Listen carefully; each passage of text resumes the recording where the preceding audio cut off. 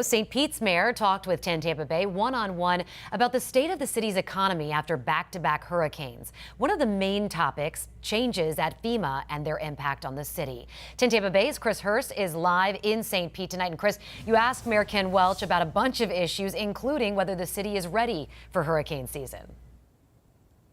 Yeah, Courtney, and will the city continue to get financial help from FEMA after it decided to eliminate programs that have been funding major infrastructure upgrades? Are you worried at all that FEMA might not continue supporting the city now and into the future?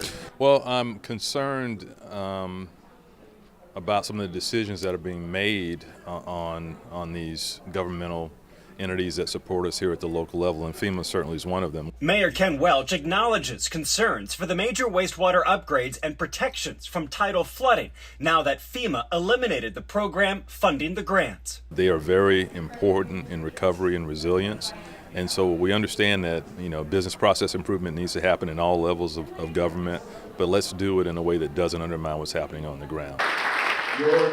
Earlier, the mayor and his staff touted St. Pete weathered last year's storms well, with taxable revenue keeping pace with the recent population boom. But that boom has now leveled off, and the city is losing jobs. How do you sort of be a mayor who wants to celebrate everything that's going well with the fact that people are still trying to rebuild and recover, as is the city? Yeah, I think that really shows why we have to have an inclusive approach to what economic development is, and we call it equitable development. But as the city talked about what happened last year, is it ready for this year's storm season? We've got a couple of years of practice of being more proactive before the storms get here, and I'm confident that it's going to have a positive effect.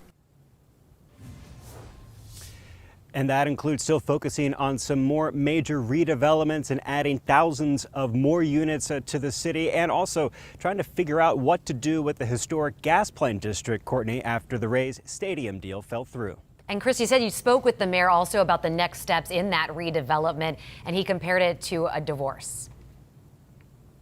Yeah, he says right now they need to go through the final termination process with the Tampa Bay Rays. And meantime, they still say they are going to make sure they provide a home for the Rays at the Trop starting next year again. But that will require them to get that new roof. And after council approved funding, we're told it is currently being manufactured in Germany right now before it will be shipped off to China for fabrication. And then eventually, they say, coming here in August in time to start installation. Live in St. Petersburg, Chris Hurst, 10 Tampa Bay.